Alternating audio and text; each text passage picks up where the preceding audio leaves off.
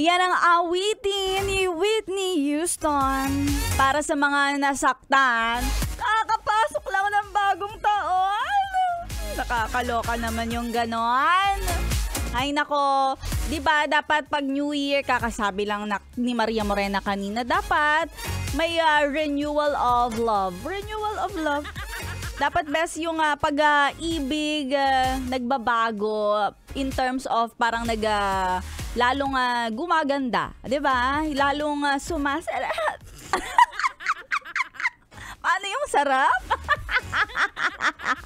O, diba? Ay, nako. Ikaw kung na-experience mo yung kagaya ng naranasan ni Whitney Houston, all at once, bigla kang sinaktan. Biglang nakita mo na may kasama na siyang iba. O, diba? Dun talaga bubuhos lahat ng sakit, poot, galit, at hinanakit. SPGH. Ay, di ba? Kaya best no, sana ano man yung mga hamon na ibigay sa atin itong 2024, kayanin natin. Minsan kasi it will hit you so hard. Paano yung hard? O, di ba? Minsan hindi natin ine-expect ang bagyo nga di ba? Weather talaga, hindi natin alam kung kailan tatama. Oo, pinangalanan na nga yung mga bagyo this year O baka gusto mo pangalanan na din yung mga naging babae ng iyong jowa. Charot. O diba? Magkaroon na ng pangalan.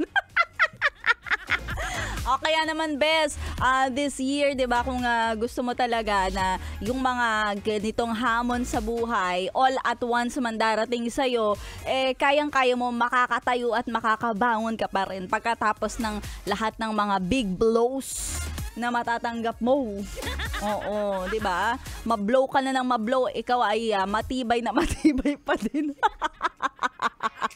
Pero totoo nga yan, no? Dapat this 2024, marami yung mga nagwi-wish na sana ay mas maging malusog, mas maging malakas. Malakas literally yung katawan. Dapat malakas din tayo sa paghamon sa mga pagsubok.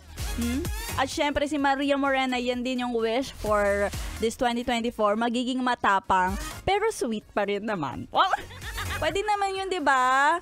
May other side ka ng pagiging sweet, may other side ka ng pagiging matapang. Roar. Wow. Roar. O, 'di ba? Yung roar na sweet pa din. Roar. Gusto mo 'yon? Mamaya kaya, makakarinig ka kaya ng pag-roar na sweet sa susunod na programa ni Maria Morena, kasi mapapakinggan mo na naman ang kwento ng mga naughty at yung mga mahihilig sa mga pagpapantasya, dahil tandaan, walang mali siya sa pagpapantasya.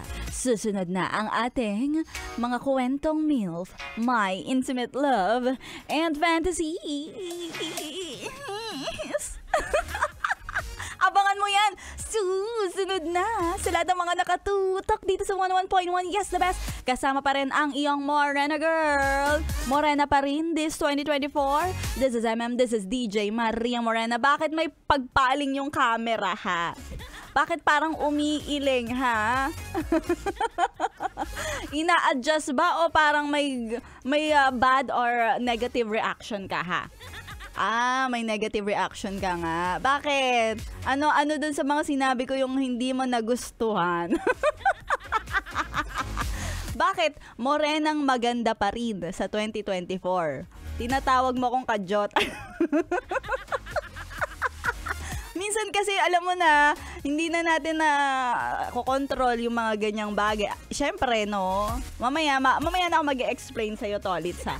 Okay, sa lahat ng mga best natin, yan ang gawin ninyo kapag na-hurt kayo, nasaktan kayo ng kapwa ninyo. Mag-explain, hindi yung wag nyong babaliwalain, 'di ba? Kasi dapat vina-validate yung mga feelings.